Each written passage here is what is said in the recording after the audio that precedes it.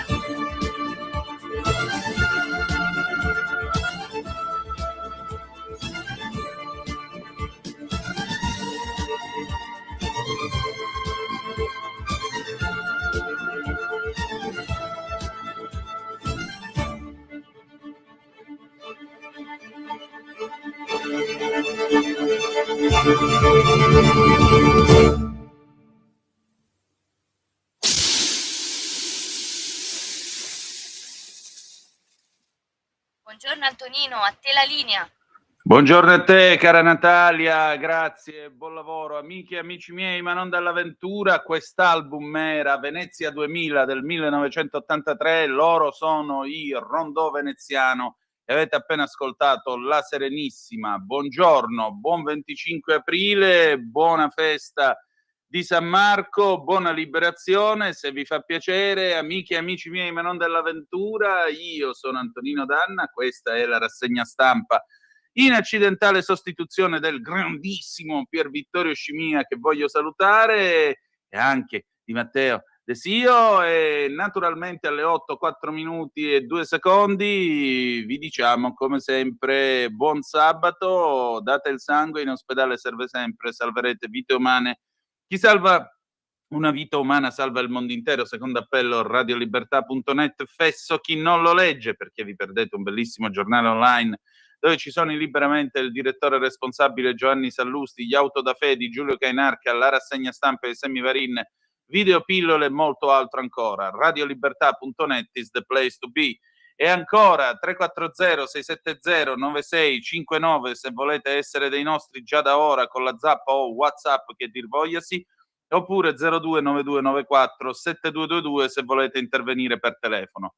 Allora, visto che oggi ci sono io, visto che gli argomenti sono tanti, non ci sarà il garage dell'Alfista, quindi i telefoni saranno aperti dopo le 9.35, dopo liberamente. Oggi tiriamo fino alle 10, quindi restate con noi anche dopo le 9.35, dopo il liberamente, perché naturalmente ci sarà tutto lo spazio per commentare le notizie, per chiacchierare insieme e insomma salutarci in questa giornata. Di che cosa si parla oggi? Oggi si parla prima di tutto di una grandissima vergogna morale. La grandissima vergogna morale, 108.000 motivi per poterla definire tale, sono i 108.000 euro che la Svizzera ha avuto la faccia di bronzo di chiedere alla Repubblica Italiana come conto per aver curato i feriti di Cran Montanà, quando invece in questo paese se uno svizzero si fa male viene portato all'ospedale, viene curato gratis dalla sanità italiana, perché noi siamo un paese civile.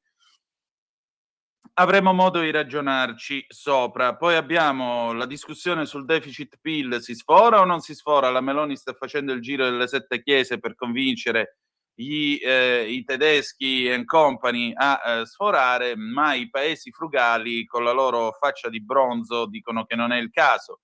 Gli americani pensano alla vendetta, tremenda vendetta, sì, vendetta, per citare il Rigoletto, vendetta, tremenda vendetta nei confronti degli alleati NATO che non si sono presentati, che hanno marcato visita, che si sono imboscati quando è stato il momento di andare ad aprire Hormuz. Go get your oil, gli ha scritto Trump, ma non ci sono andati. Andatevi a pigliare il petrolio, ma non ci sono andati. Il DL sicurezza, il super bonus che ci ha fatto sforare il deficit PIL, le polemiche su questa giornata, sul 25 aprile, come sempre divisivo, e poi chiuderemo con un po' di cabaret. Abbiamo due cosine che vi faranno molto divertire. La prima è la sindachessa di Genova, la Salis, così elegantemente patinata su Vanity Fair, perché come tutti sanno gli operai, le operaie, le casalinghe vanno tutte su Vanity Fair patinate, perché sono tutti di sinistra ovviamente, come la Salis.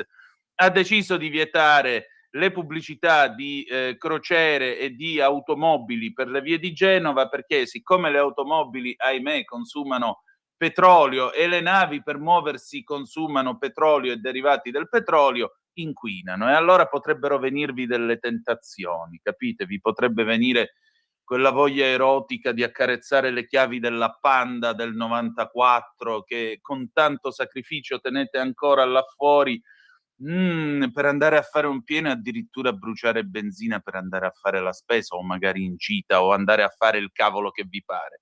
Questo sappiate che è peccato, vi dovete fustigare davanti al ritratto di Greta che vi guarda e dice "How dare you, come osi?"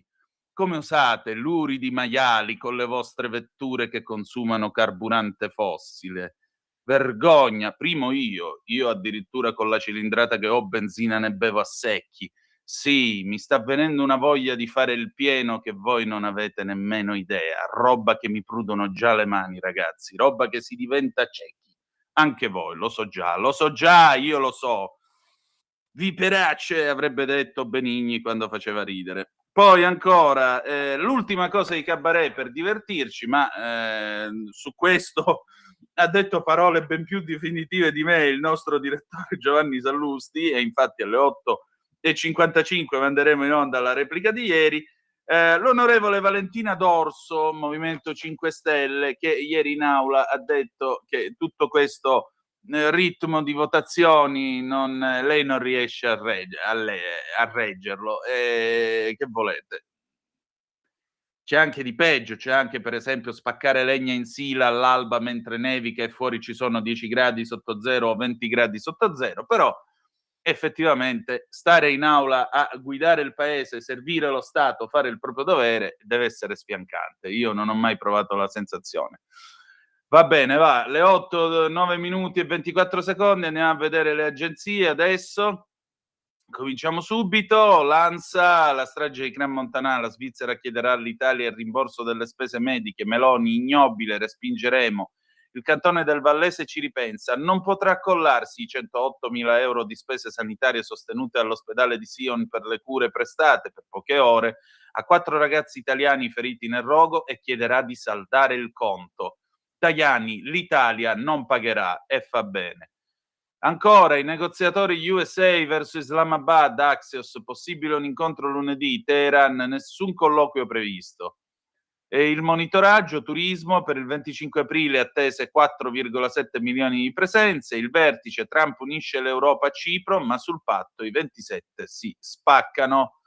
Diamo anche un'occhiatina alla BBC che da Londra ci informa, eccoci qua, tra l'altro sapete che per quanto riguarda la punizione americana, tra le punizioni previste specialmente contro l'Inghilterra c'è l'idea che Washington si schieri apertamente a tutela e a supporto delle rivendicazioni argentine del presidente Javier Milei sulle isole Falkland. Vi ricordo che nel 1982 per quelle isole c'è stata una feroce guerra tra gli inglesi e la dittatura argentina, e infatti ci sono i veterani delle Falkland che chiedono al re Carlo di persuadere tra un paio di giorni Trump a darsi una calmata e a non sollevare il tema delle isole Falkland. Ancora in diretta, sempre della BBC, gli inviati americani vanno in Pakistan per i colloqui di pace, ma l'Iran dice che non è stato pianificato alcun incontro diretto. Si sa che partirà in tour,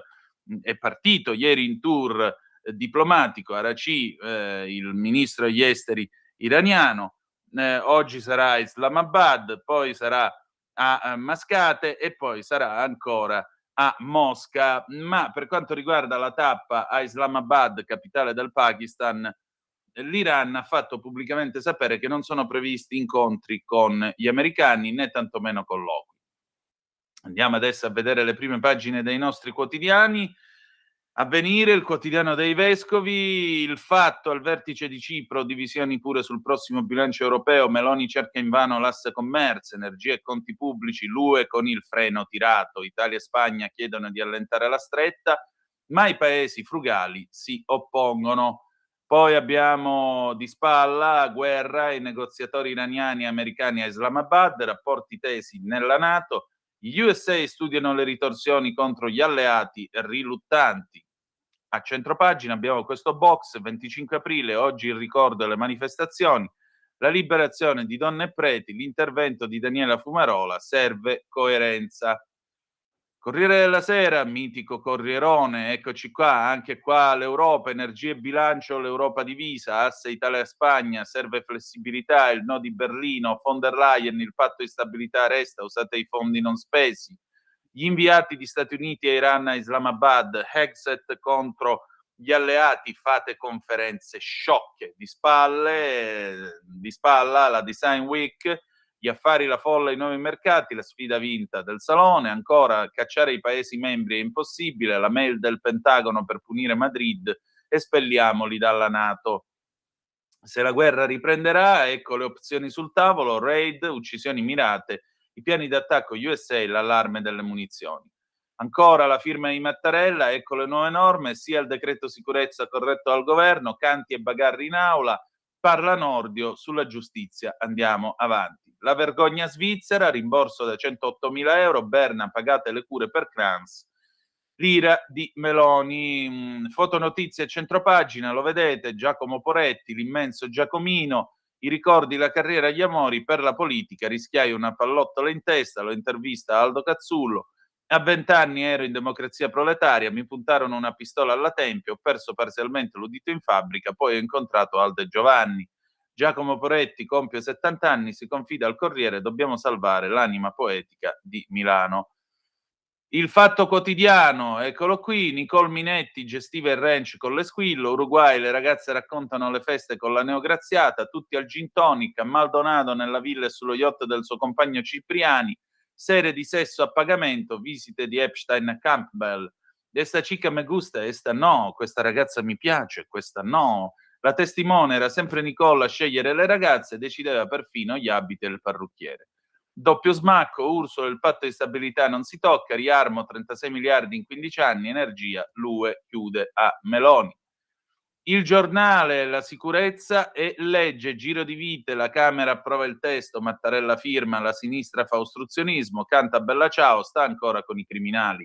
Caos migranti, il PD in Albania raccomanda il legale amico, ne scrive Francesco Boezzi a pagina 4. Strage di Gran Montanà, vergogna svizzera, pagateci le cure, Meloni, ignobile, chiesti 108.000 euro all'Italia, vergogna, scoppia l'ira della politica. Fotonotizia a centropagina, caso Garlasco, l'infinito processo a Stasi, ora i PM chiedono la revisione, ecco che cosa ancora non torna. Vi annuncio che questa edizione della rassegna stampa è degarlaschizzata perché non ci interessa, almeno a me non interessa questo continuo, come potremmo dire, questa esibizione ridicola e sinistra su Garlasco.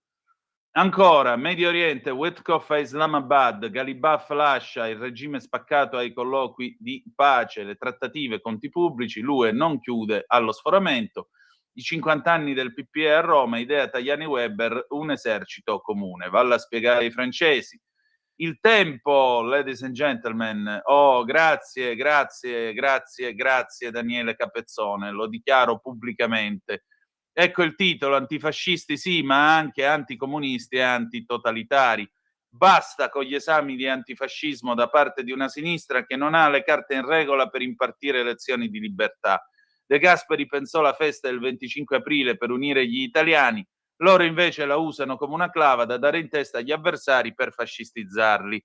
Aggiungerei, se avete tempo, ripescatevi sull'archivio della nostra radio, tra i podcast, le puntate di Zoom in cui abbiamo avuto Blanca Bricegno che rappresenta gli esuli venezuelani in questo paese, e poi quando abbiamo parlato con l'attivista cubano che si batte per la libertà di Cuba e la democrazia. Vi prego, non state a sentire questi che vi raccontano che dove c'è il comunismo è paradiso in terra, perché sono solo dei gitanti. La nostra inchiesta, l'inchiesta del Tempo, 10ª puntata, Falcone e Borsellino celebrati come eroi, ma mafia e appalti fu indebolita ad hoc. E uno pensa a quell'espressione di Leonardo Sciascia, professionisti dell'antimafia, che ahimè, o meglio, che per fortuna non erano né Falcone né Borsellino, ma altri. Lasciamo stare, va. Oggi colloquio a Islamabad, USA-Iran riparte il negoziato ma resta la tregua armata, l'UE ferma, la Meloni, risposte celeri. Ancora la lettera, scrive la Presidente dei Senatori di Forza Italia, una nuova fase in Europa, Stefania Craxi, altro che austerità UE, rafforziamo la crescita, l'Italia adesso è forte. Il provvedimento, il DL sicurezza sia alla Camera, Piantedosi, niente spot, più tutele per i cittadini. Bagarri in aula, bella ciao, cartelli, cettola qualunque, il solito show di sinistra. E poi il momento più divertente della rassegna stampa, lo sapete, il tempo di Osho, la Roma Gasperini che silura Massara, Ranieri mandato via dai Friedkin, c'è Friedkin che parla con Gasperini e gli chiede: noi Friedkin potremmo rimanere o voi che se ne andiamo pure noi? Date una medaglia a quest'uomo, vi prego. La Repubblica, Iran-USA, riparte la trattativa, il ministro degli esteri iraniano a Islamabad mentre arrivano Witkoff e Kushner. Trump minaccia Madrid fuori dalla NATO. Conti, no a Italia e Spagna, la UE, il patto non si tocca, siamo inchiodati allo 0, poi la polemica, sia il decreto sicurezza, l'opposizione protesta, in aula canta bella ciao. Ancora richiesta shock per i feriti di Kran, la Svizzera, Roma paghi le spese ospedaliere, l'ira del governo su Berna, gesto ignobile, il conto sarà rispedito al mittente. Il reportage a Chernobyl, 40 anni dopo, polvere e silenzio nel reattore 4. Quei reattori, gli RMB russi che, vi ricordo, quando i fisici in Occidente parlavano di quella robaccia là, si grattavano per paura, perché erano praticamente reattori potentissimi, ma senza un serio controllo di sicurezza. E questo ha causato il patatrac. Dopodiché Craxi sbagliò, cavalcò la tigre, si fece lo sciagurato referendum, fior di ingegneri e fior di scienziati se ne sono andati a lavorare in Francia, e noi altri oggi paghiamo queste bellissime bollette comprando l'energia nucleare e l'energia prodotta col nucleare dalla Francia. In tutto questo, Silvia Salis, sindaco di Genova e aspirante sfidante di Giorgia Meloni alle prossime elezioni, vuole vietare i cartelloni pubblici stradali, perché se voi vedete la pubblicità dell'ultima auto di vostro gradimento, poi peccate, l'andate a comprare e cominciate a consumare benzina o, Dio ce ne scampi, diesel per andare in giro. Non vi fate un po' schifo? Poi arriva Greta, lo sapete? No, vabbè, Greta ormai si è data all'antisemitismo, quindi fa altro. La Stampa, festa della liberazione, il 25 aprile, spiegato a mio figlio, una guerra che insegna a odiare la guerra. La Verità, fattura da 108.000 euro per 3 brevi ricoveri in ospedale per i ragazzi bruciati a Kran, la Svizzera vuole il risarcimento, lo Stato che non ha fatto i controlli sul locale della strage presenta il conto per i doverosi soccorsi alle vittime. Ira dell'Italia, scordatevelo, la Meloni, richiesta ignobile, mi auguro che la notizia si riveli infondata. Eccola qua, di spalla, i nuovi mostri, la Salis limita lo spot di auto, voli e crociere, inquinano. De Magistris va in difesa degli accusati di terrorismo, scrive Carlo Cambi, illusione Rai, un Montalbano nel miele di Veltroni. E poi ancora Mattarella firma i rimpatri a pagamento, approvato il provvedimento correttivo dell'emendamento che ha fatto imbizzarrire il Colle, non saranno coinvolti solo gli avvocati, ma il principio resta. Diventa legge il decreto sicurezza, ecco che cosa contiene. Dolce morte per una 56enne in salute, ne scrive Francesco Borgonovo, a forza di parlare di diritto al fine vita, le persone si fanno uccidere da sane. Americani e iraniani ancora in Pakistan, gli States stanno finendo i missili, scaricano la rabbia sulla NATO. Shabbat e clima d'odio, niente corteo, 25 aprile, lode alla brigata ebraica che stavolta non sfilerà sotto i fischi. Libero, Cran è confermato, vogliono soldi, vergogna svizzera, il cantone pretende 108.000 euro per 3 ragazzi ricoverati dopo il rogo, Meloni ignobile e l'ambasciata italiana avvisa non pagheremo. Di spalla, tutto pronto per il vertice con l'Iran, Trump invita Putin a Miami, lo zar si prepara per il G20. Il 25 aprile Gabriele Albertini, cari partigiani, è ora di accettare la riconciliazione. Garlasco, noi l'avevamo detto, eccolo qua Alberto Stasi nella fotonotizia centropagina. Stasi che Liberazione, la procura di Pavia chiede la revisione del processo, Alberto ha fatto 11 anni di carcere, può avere 4 milioni. E poi la vedete, la sorridente onorevole Valentina D'Orso, deputata 5 Stelle, si vota troppo, il braccio mi fa male. Siamo al torcicollo di Cittadinanza, ladies and gentlemen. Un'occhiatina alle 8:22 minuti e 43 secondi alle testate economiche. Italia Oggi, eccola qui, Italia Oggi con che apre anch'essa sul DL Sicurezza, una stretta su furti e rapine, convertito il DL Sicurezza, un nuovo reato per il furto con destrezza di telefonini, carte di credito, documenti, sequestro preventivo anche per profili social e contenuti online. Poi abbiamo Franco Bechis a pagina 5, senza lo sforamento causato dal super bonus non sarebbe scattata la punizione dell'UE. Paperoni stranieri in Italia sono 1631, 400 in più. Orsi e Tori di Paolo Panerai che parla di Leonardo Maria Del Vecchio. Mondiali di calcio e la FIFA ad avere l'ultima parola sull'eventuale ripescaggio dell'Italia e non l'amico di Trump, che poi amico non è, ce l'ha spiegato questo Giorgio Guido Lombardi, perché l'amico di Giuseppe Conte che dice di essere amico di Trump in realtà è fuori dal cerchio magico del presidente da quel dì. Implacabile come sempre Pierluigi Magnaschi col diritto al rovescio. Qualche giorno fa mi sono fermata a parlare per pochi minuti con una badante ucraina che cura una signora di 92 anni, mia conoscente. Mi raccontava che pochi giorni prima i suoi parenti che vivono a Kiev hanno avuto la casa distrutta da un missile russo. Per fortuna loro si sono salvati, ma hanno perso tutti i loro beni. Mi raccontava che a causa dei continui attacchi in alcune città, come Kiev, si va a dormire senza sapere se ci si sveglierà ancora la mattina. Si vive nell'ansia e nell'angoscia, ci si sveglia di notte per le sirene e magari bisogna correre nei rifugi o in metropolitana. Infine ha chiuso con una frase che mi è rimasta scolpita: voi qui vivete in paradiso.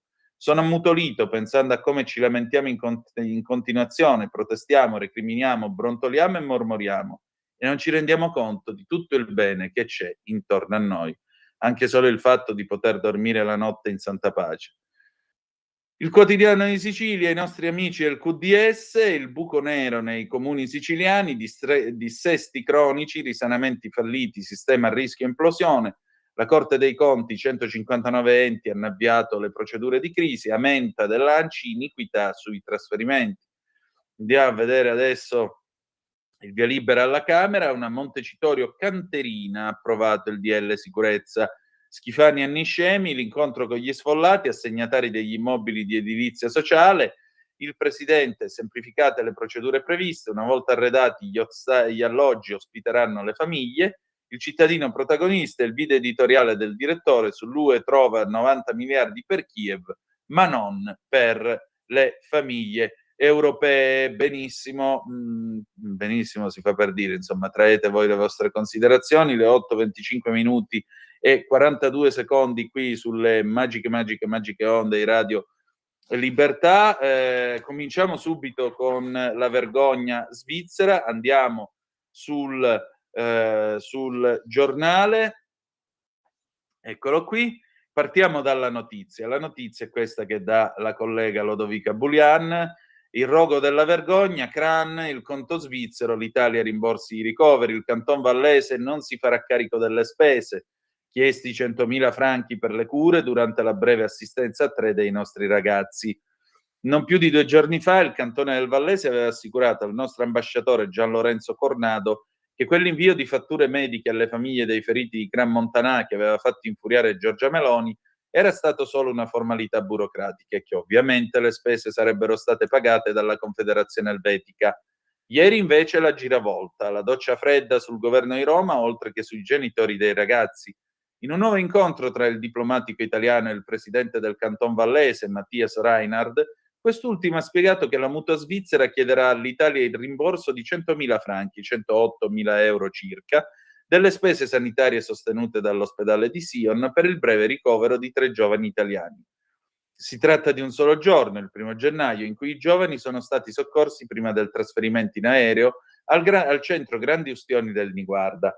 Le cure sono consistite nello stabilizzare i pazienti in terapia intensiva senza alcun ulteriore intervento perché la struttura non è specializzata, quindi la cifra, oltre che inopportuna, appare anche spropositata. Reinhard ha riferito di non avere margini dal punto di vista normativo per un'assunzione diretta dei costi dei cittadini italiani. La gestione seguirà la procedura prevista attraverso la LAMAL, che gestisce le spese mediche a livello internazionale. Sarà questo organismo a stabilire quale assicurazione si fa carico di quale prestazione, col coinvolgimento delle controparti assicurative italiane.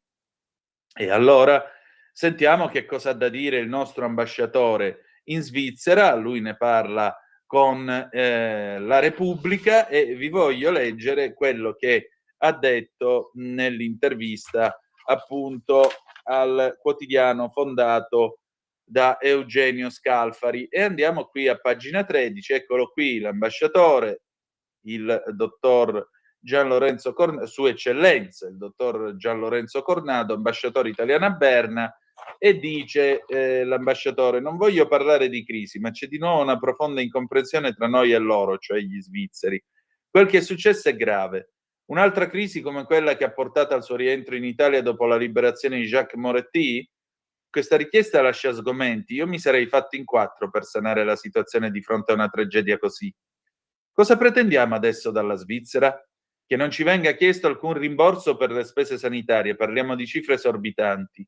Finora sono arrivate 4 fatture per i giovani italiani ricoverati a Sion, ne teme altre? Il rischio è che arrivino fatture relative agli altri 9 pazienti che sono stati curati a Zurigo, Losanna, Berna e che quindi venga chiesto il rimborso all'Italia. La risposta quale sarà? Non pagheremo nulla. Anche noi abbiamo curato pazienti svizzeri. Sì, 2 portati in elicottero da Sion a Milano perché il loro ospedale non era attrezzato per curare ustioni così gravi. Proprio oggi, ieri, nota del redattore, il direttore generale dell'ospedale Niguarda mi ha detto che se non li avessimo trasportati subito non ce l'avrebbero fatta. Abbiamo salvato loro la vita, li abbiamo curati per mesi, non per un giorno, e non chiederemo certo rimborsi spese, per carità. E lei cosa ha detto al presidente del Canton Vallese Mattias Reinhard? Che quella del Constellation non è stata una disgrazia, ma una tragedia evitabile dovuta all'inosservanza delle leggi. Da parte dei gestori del locale, prima di tutto, che hanno sbarrato le uscite di sicurezza, allestito il soffitto con la schiuma infiammabile, usato le candele, e poi del comune che non ha fatto i controlli per 6 anni, così come il cantone che doveva vigilare. Al di là dell'aspetto penale che vedremo, questa è una responsabilità morale pesantissima. I feriti hanno patito e patiscono gravi sofferenze. È inaccettabile. Lui cosa ha risposto? Quando ho parlato di responsabilità morale mi ha detto: vedo che si vuol sostituire all'autorità giudiziaria. E ha aggiunto che se il cantone verrà riconosciuto responsabile pagherà tutto quello che dovrà pagare, sottintendeva penalmente. Sugli aiuti economici alle famiglie lei è più ottimista? Il presidente del cantone mi ha detto che hanno stanziato 10.000 franchi di aiuti immediati, più 50.000 che saranno distribuiti da metà maggio, oltre agli indennizi morali che possono arrivare fino a 200.000 franchi in base alla situazione finanziaria di ogni famiglia. E ci sarà una fondazione che avrà un capitale di 20 milioni di franchi. Io ho risposto semplicemente che non è abbastanza di fronte alla gravità dei fatti e alle responsabilità morali che loro hanno. Le 8:31 minuti, un secondo, pausa, meteo e poi torniamo con McFadden Whitehead, Ain't No Stopping Us Now del 1980. E no, noi non ci ferma nessuno. A tra poco. Per la tua pubblicità visita il sito radiolibertà.net. Lo amiamo perché ci offre sempre le cose più buone e naturali. Linea Alberto Acerbis. Anche tu da qualche tempo hai quei fastidiosi dolori alle spalle, alle ginocchia, ai gomiti, alle anche e il tuo medico le ha classificate come artrosi? Aiutati attraverso ACEUC2. ACEUC2 è il nostro integratore alimentare a base di collagene nativo non denaturato di tipo 2, quello che aiuta le cartilagini a rigonfiarsi di collagene in modo che le articolazioni non si tocchino e non si sfreghino più. È un prodotto completamente naturale, stamattina in offerta speciale per voi. Chiamate subito 030 68 40 408. Vuoi provare il trattamento di 30 giorni? 35 euro. Vuoi provare il trattamento di 60 giorni? 60 euro. Vuoi provare il trattamento di 90 giorni? 79 euro. Ma se acquisti il trattamento 4 mesi, 120 giorni di trattamento, un prezzo straordinario speciale per voi se chiamate subito lo 030 68 40 408, dite ho ascoltato Radio Libertà, avete prezzo straordinario, trasporto gratuito e anche uno splendido omaggio. Solo ed esclusivamente adesso se chiamate subito lo 030 68 40 408.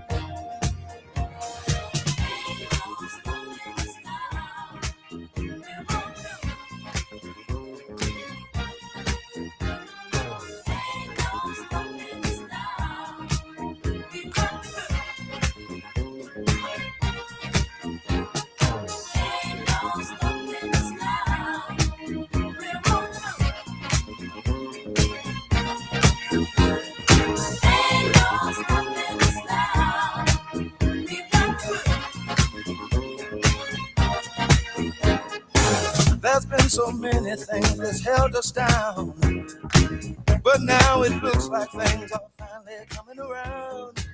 I know we've got a long, long way to go, and where we'll end up, I don't know. But we won't let nothing hold us back. We're putting our show together, we're polishing up our act. If you've ever been held down before, I know you refuse to be held down anymore. Well, don't you let nothing stand in your way. I want y'all to listen to every word I say, every word I say. No stopping us now. We're running up.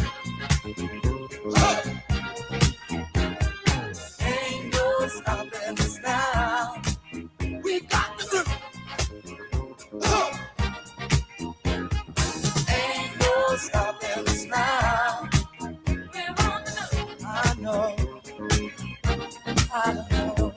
Ain't no stopping us now. We got the grip. We got it. I know you know someone that has a negative vibe, and if you're trying to make it, they only push you aside. They really don't have nowhere to go. get somewhere they're going, they don't know. But we won't let nothing hold us back. We're gonna put our show together, gonna polish up our act now. And if you've ever been held down before, I know you refuse to be held down anymore. Well, don't you let nothing stand in your way.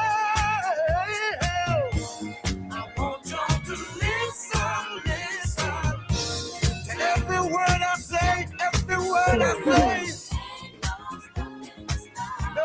No. We're moving, we're grooving. We're moving, yeah. We're grooving. Move it.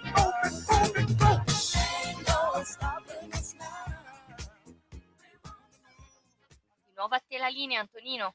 Grazie cara Natalia. Ain't no stopping us now, we got the groove. Oh sì, non ci ferma nessuno perché noi abbiamo il groove, abbiamo il fuoco dentro, la cazzimma, come si chiama a Napoli per andare avanti, o se la volete chiamare alla Tel Aviv, la chutzpah, che è la stessa cosa.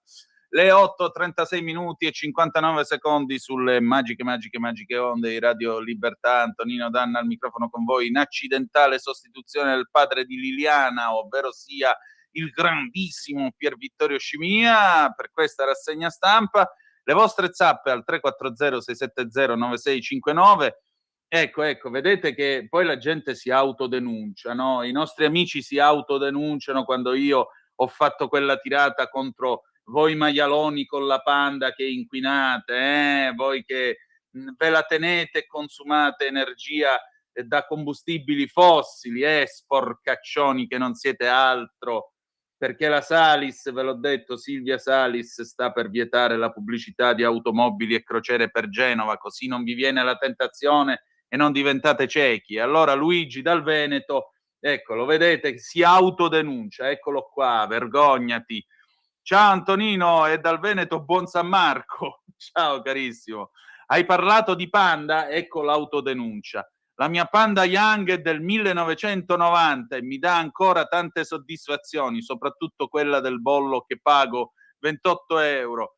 Ecco, Marisa, prendi nota perché il signor Luigi, mi dicono, è già stato raggiunto dalla polizia, è già stato arrestato e sarà processato per direttissima, cara Marisa, nel giro di 4 minuti. Perdonate la citazione di Maurizio Mosca. Ve lo ricordate quando quello lo chiamò? Lei è stato visto comprando 400.000 lire di cocaina a Piazza Spromonte. Ma quanta gente assurda c'era negli anni 90. Bravo, avantatene. I tuoi 769 appena centimetri cubici e 35 cavalli. Quanti ne fa una Panda Young? 35 cavalli ci arriva, sì, bravo. A inquinare il mondo, a far sciogliere la calotta polare ogni volta che metti in moto, Cosa dovrei dire io che di centimetri cubici ne ho 2492, Ancora. Gino, ma quanti genovesi che hanno votato la Salis sono in queste condizioni? Ancora, quanti italiani? Siamo una nazione di poveracci mentalmente parlando. Marcello da Ostia, i 100.000 franchi li dovrebbero pagare i proprietari del locale Constellation. Ancora, Mariella, Antonino, io non farei polemiche per il conto esposto dalla Svizzera. La Svizzera si basa su assicurazioni private e accordi bilaterali tra gli stati, è lì che si deve trattare. Infatti noi abbiamo trattato, gli abbiamo detto che non gli daremo un soldo bucato, perché vedi Mariella, non è solo la questione giuridica, l'accordo, tutto quello che vuoi, io non discuto questo. La questione è un'altra. La questione è che un paese che da anni si presenta come paese tacca e punta, che guai se butti una carta per terra, noi siamo a posto, noi siamo questo, noi siamo quello, e poi va a fare sciacallaggio, perché questo è sciacallaggio, a chiedere 108.000 euro per le cure, che poi si è trattato solo di stabilizzarli in attesa di portarli in Italia e curarli al Niguarda, dove lì sì che li hanno salvati. Quindi questi hanno voluto 108.000 euro per questa roba qua. Qui non è una questione di accordi, è una questione di opportunità, di faccia rispetto al mondo, proprio perché vedi, I soldi sono come le sberle, se posso citare Giovannino Guareschi, merce che va e merce che viene, ma la faccia, se la perdi, è persa. E loro, mi spiace dirlo, ma è così. È inutile che ce l'annacano con Guglielmo Tell, gli orologi a cucù, il cioccolato e quello che volete. Loro su questa vicenda hanno perso la faccia.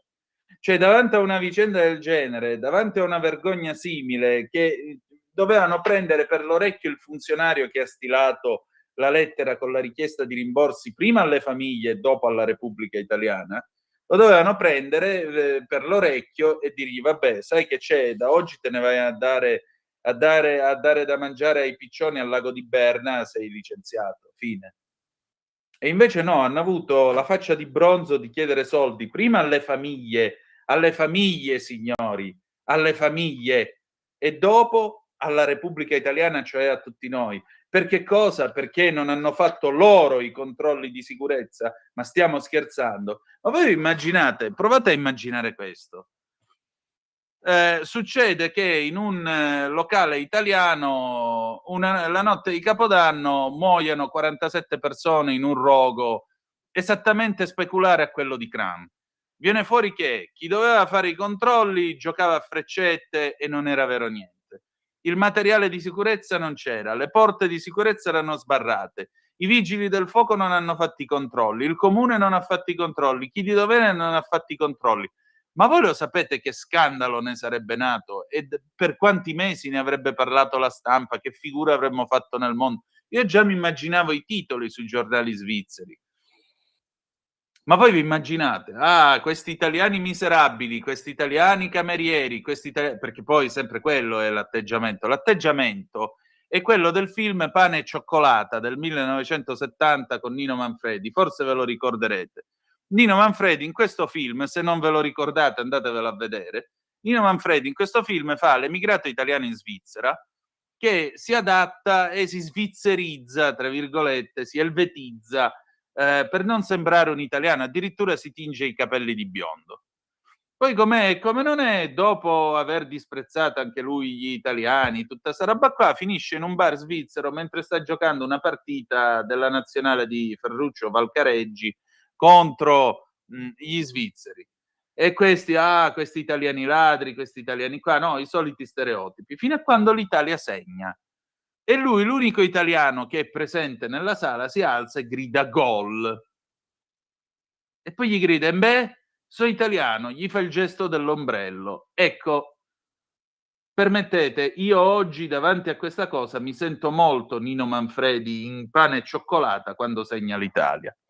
Va bene, torniamo a noi perché sono già le 8:43 minuti e 42 secondi. Molto brevemente sulla questione del deficit PIL, siamo su Avvenire, Italia e Spagna chiedono di allentare le regole, i paesi frugali alzano il muro, Meloni cerca invano la sponda di Merz, i leader divisi anche sul prossimo bilancio, ma ora uniti nell'arginare Trump, energia, l'Europa in allerta, però il patto non si tocca.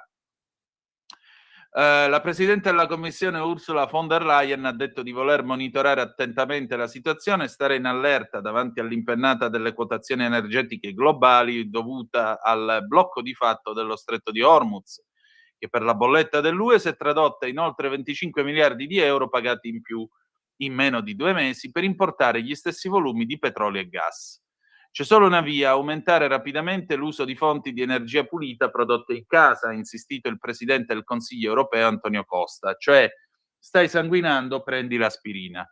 Per investire nel settore, Bruxelles ha messo a disposizione tra vari strumenti circa 300 miliardi di euro, di cui 95 non ancora usati dagli Stati, ha ricordato von der Leyen, prima di tornare a tirare il freno davanti alla richiesta italiana di mettere in pausa il patto di stabilità, la disciplina UE sui conti pubblici che impone di mantenere il deficit sotto il 3% e che fu già sospesa con la pandemia e poi con l'inizio dell'invasione russa dell'Ucraina.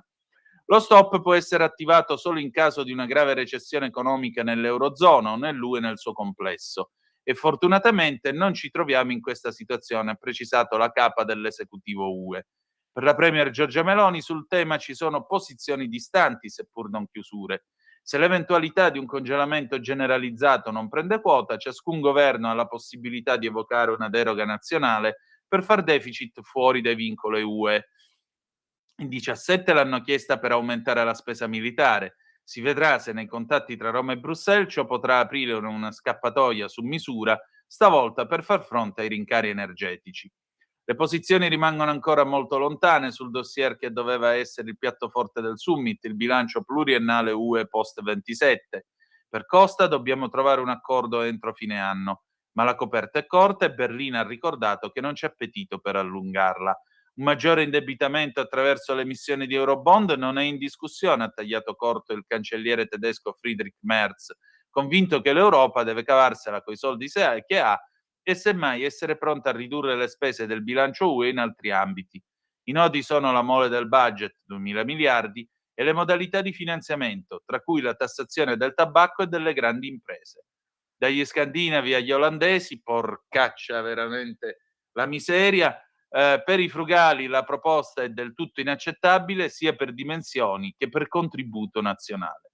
Meloni, che a margine del vertice ha definito un errore il possibile invito del presidente russo Vladimir Putin al G20 presieduto dagli USA di Donald Trump, ha indicato tra le priorità irrinunciabili per l'Italia il mantenimento dei fondi per coesione e agricoltura, ma si è tolta anche un sassolino contestando gli 800 milioni di euro destinati alla ristrutturazione della sede del Consiglio. Capito che roba? A noi non fanno fare lo sforamento perché sennò Ursula piange, però 800 milioni per fare un po' di edilizia a Bruxelles fa sempre piacere, no? Com'è che diceva la buonanima di Berlusconi? Quando gira il mattone l'economia va bene per tutti. Vi sto mancando? Allora, andiamo a vedere adesso, perché tra poco manderemo in onda una replica di ieri del Liberamente con il nostro direttore Giovanni Sallusti, però prima ci vuole l'antefatto. L'antefatto è qui a pagina 15 di Libero. Aprite bene le orecchie, perché adesso facciamo un po' di cabaret.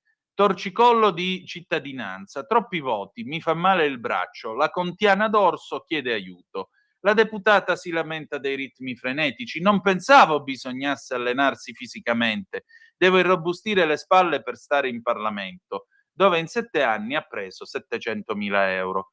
Aiutiamola, scrive il collega Alessandro Gonzato, aiutiamola. La contiana Valentina D'Orso rischia che le si intreccino i diti alla Paolo Villaggio. La figura fantoziana l'ha già fatta, comicità involontaria ovviamente. Alle 11.49, comprensibilmente esausta della giornata, ha denunciato che in Parlamento si vota troppo, i ritmi sono frenetici, così per 107.773 euro all'anno non si può andare avanti. Grazie Presidente, ha esordito la D'Orso rivolgendosi al forzista Giorgio Mulè. Intervengo sempre sull'ordine dei lavori, in realtà, per chiedere di cadenzare delle brevissime pause tecniche ogni anno. Infatti io, non so voi, però pur alternando le mani, insomma, quindi le braccia, applausi dai deputati del Movimento 5 Stelle. Ora qui ci vorrebbe, provate a immaginarvi una musica triste di sottofondo, sapete quelle degli spot Donna ora, ecco, ascoltate, visto il ritmo convulso delle votazioni, insomma, c'è un risentimento lungo il braccio, addirittura fino alla cervicale. Non so se lo accusate anche voi, è proseguito il grido di dolore, per cui, secondo me, ogni tanto fermarci e lasciar riposare gli arti sarebbe una cosa buona e giusta. Fermiamoci un attimo anche noi. Ve la voglio rileggere perché lo dovete... Grazie, Presidente, ha esordito la D'Orso rivolgendosi al forzista Giorgio Mulè. Intervengo sempre sull'ordine dei lavori, in realtà, per chiedere di cadenzare delle brevissime pause tecniche ogni tanto. Infatti, non so voi però, pur alternando le mani, insomma, quindi le braccia, visto il ritmo convulso delle votazioni, insomma, c'è un risentimento lungo il braccio, addirittura fino alla cervicale. Non so se lo accusate anche voi, per cui, secondo me, ogni tanto fermarci e lasciar riposare gli arti sarebbe una cosa buona e giusta. Valentina questa mattina si è alzata per andare a votare in Parlamento e ha sentito con il ritmo convulso delle votazioni un risentimento lungo il braccio, addirittura fino alla cervicale. Forse sarebbe il caso di ogni tanto fermarsi e lasciar riposare gli arti. Sarebbe cosa buona e giusta. Aiuta Valentina, dona ora. Cioè, vabbè. E adesso Natalia, per favore, se hai pronto il liberamente, preferisco che dica la sua il nostro direttore responsabile, Giovanni Sallusti. Vai Giovanni, di qualcosa tu, per favore. Buonasera a tutti, bentornati a Liberamente, variazioni e scorribande qui su Radio Libertà.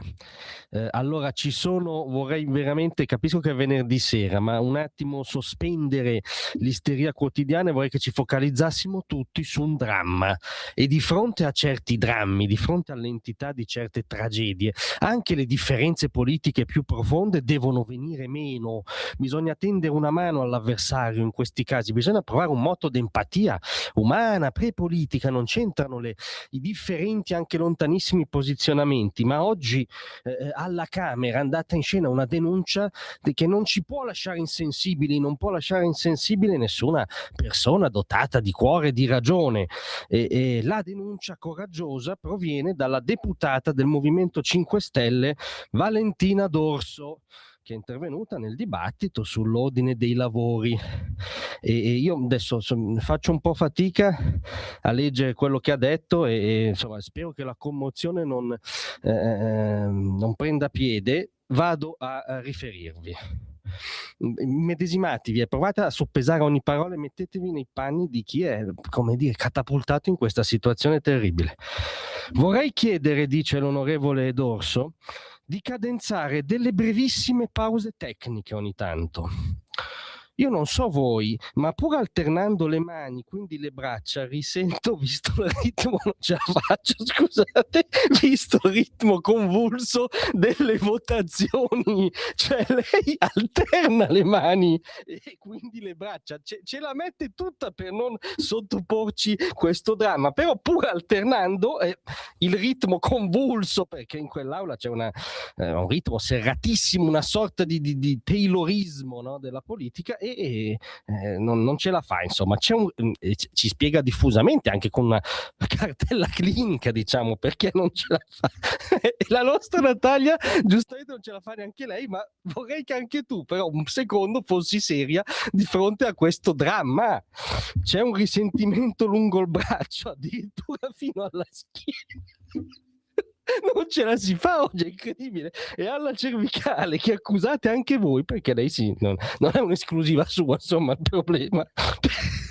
No, non si riesce a girare questa pillola, è incredibile. Per cui secondo me ogni tanto fermarci e lasciare riposare le braccia sarebbe una cosa buona e giusta. No, io veramente non... è un riso isterico, perché di fronte a... Sapete che una reazione comune di fronte alla tragedia è il riso, perché è tale l'impatto dell'evento tragico che ti crea una crisi di riso, e quindi mi scuso con gli ascoltatori. E poi qui c'è un'ilarità diffusa, devo dire, ma vi giuro che è così però. E poi concludo dicendo che io non pensavo che bisognasse fare allenamento fisico per sedere nei banchi del Parlamento. Non l'avevano avvisata, ma tutti i più grandi uomini politici che sono passati di lì passavano molte ore in palestra, no? Pensate a Giulio Andreotti.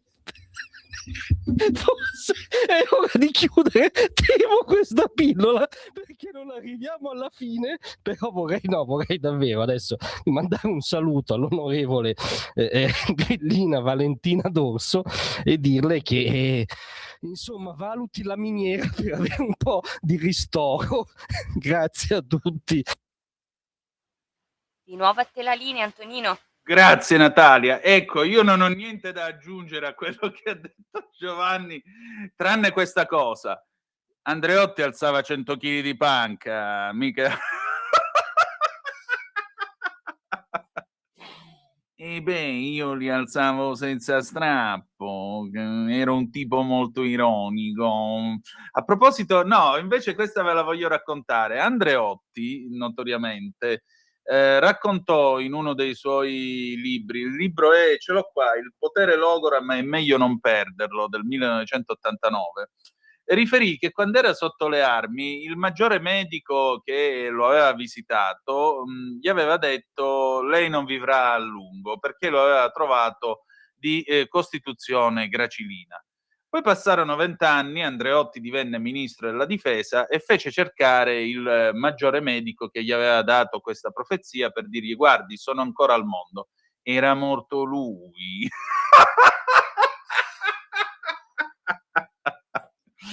E poi negli anni '80, quando venne fuori la moda del jogging, del footing a partire dal 1980-81, no? Vi ricordate Olivia Newton-John che cantava Physical, physical, na na na, get physical? Ecco, venne intervistato e gli chiesero: ma onorevole, senta, lei quanto a fare esercizio ginnico?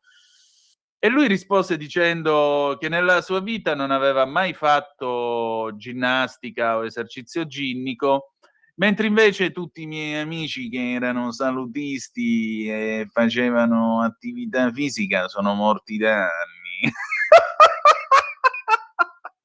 Andreotti era immenso, ragazzi, c'è poco da dire, veramente immenso. Ci manca Giulio, ci manca davvero. Allora, vediamo se c'è qualche altra zappa da parte vostra al 340-670-9659.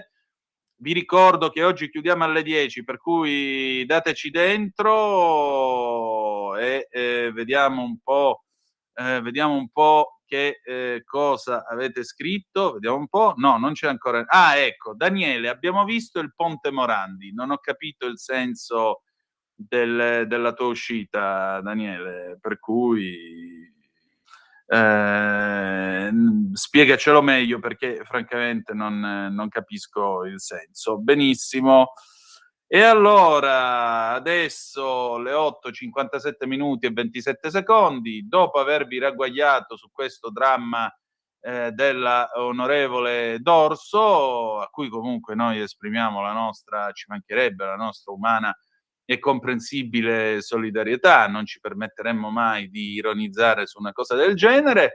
Adesso, ecco, Franco Bechis, e con questo chiudiamo anche la questione del deficit PIL e del fatto che abbiamo sforato il rapporto deficit PIL. Siamo su Italia Oggi, questa è pagina 5. Il superbonus è responsabile. Con l'emersione tardiva di operazioni effettuate nel 25, senza di esso il deficit sarebbe stato del 2,7% e non sarebbe scattata la punizione dell'UE. Cioè, vi rendete conto, il superbonus dell'avvocato del popolo, Giuseppe, quello che non lavorava col favore delle tenebre, ecco, vale lo 0,4% di rapporto deficit-PIL e noi ce la siamo pigliata in saccoccia.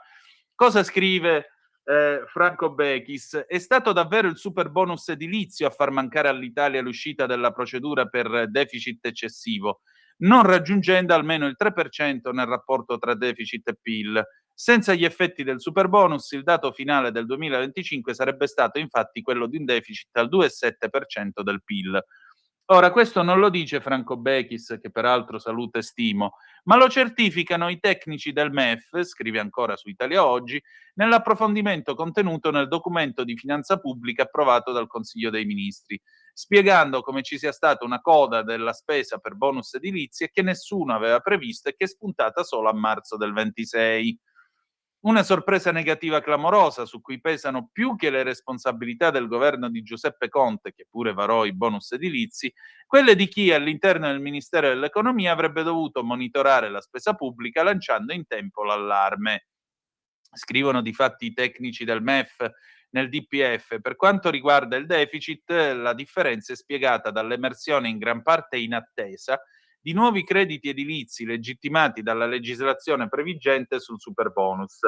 Il passaggio chiave appunto in quel in gran parte inattesa e in una noticina in calce alla pagina s'aggiunge.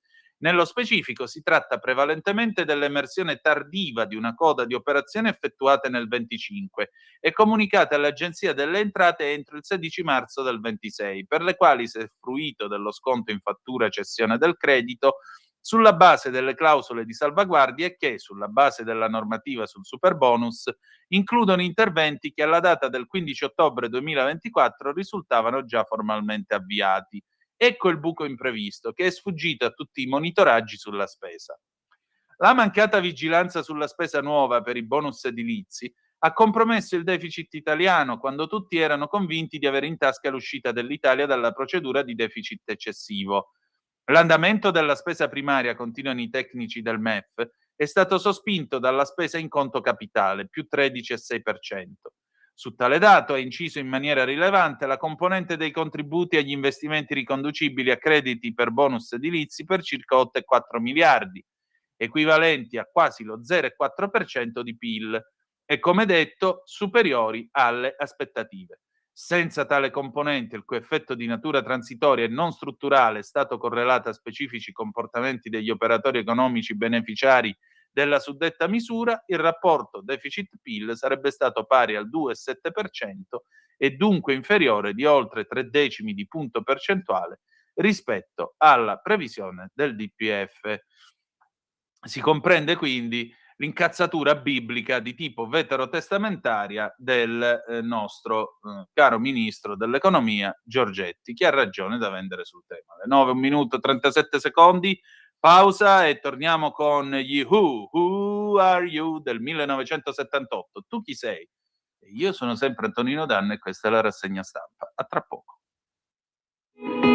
In quanti ti promettono trasparenza, ma alla fine ti ritrovi sempre con la bocca chiusa e non puoi dire quello che pensi? Radio Libertà non ha filtri né censure. Ascolta la gente e parla come la gente.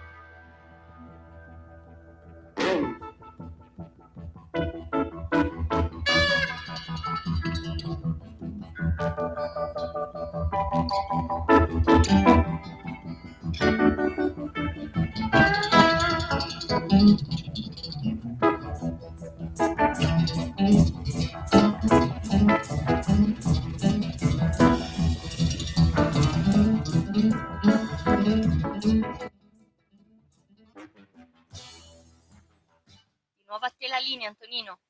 Grazie cara Natalia, alle 9, 5 minuti e 12 secondi sulle magiche onde di Radio Libertà. Antonino Danna al microfono con voi per questa puntata della rassegna stampa. E salutiamo gli amici che ci seguono sulla pagina della Lega Salvini Premier. Buongiorno a Mauro Valentini, buongiorno a te. Giusy Urso, buongiorno e buon San Marco, anche a te. Buongiorno a Damiano che ci manda il testo di Bella Ciao. Buongiorno a Maria Teresa Mocci Pagani, buongiorno a te. Buongiorno a Claudio Sartor, anche a te, cari amici.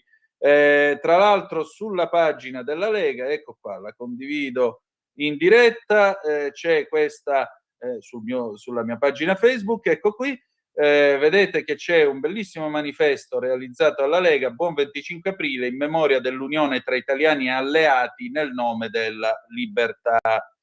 Sì, grazie a quei ragazzi di 18-20 anni che vengono puntualmente dimenticati dalla sinistra italiana, che ha strumentalizzato una data e una festa del genere, quei ragazzi che riposano nei nostri cimiteri di guerra da nord a sud, per non parlare dei soldati del ricostituito Regio Esercito che hanno combattuto a Cassino, per non parlare dei partigiani cattolici, tra cui c'era la buonanima di Enrico Mattei, per non parlare di tutta questa gente qui che viene puntualmente messa da parte per raccontarci che i partigiani furono solo quelli comunisti e che grazie ai partigiani comunisti siamo liberi di pensarla esattamente come loro. I partigiani comunisti che avrebbero voluto trasformare questo paese in un satellite dell'Unione Sovietica. Manca questa parte ogni volta che ci fanno queste prediche. Comunque, prima di aprire questo tema, intanto 340-670-9659, andiamo a La Verità, le sfide del governo, che parliamo del decreto sicurezza adesso. Chiede il Colle al decreto sicurezza corretto, dopo lo scandalo tardivo e la macchinosa trattativa col Quirinale, Mattarella ha firmato il testo, la parte sui rimpatri resta, ma non saranno coinvolti solo gli avvocati. Meloni, altro passo concreto per rafforzare la tutela dei cittadini e difendere le divise. In particolare, che cosa succede? Succede che tra le varie norme la legge definitiva si compone di 33 articoli che spaziano da misure per la lotta alla criminalità, specie giovanile, sanzioni più severe per manifestazioni e cortei, norme su organici e tutele delle forze dell'ordine e sulla gestione dell'immigrazione. Si interviene sui Maranza con una legge che vieta di portare fuori casa e senza motivo valido un coltello di almeno 8 centimetri.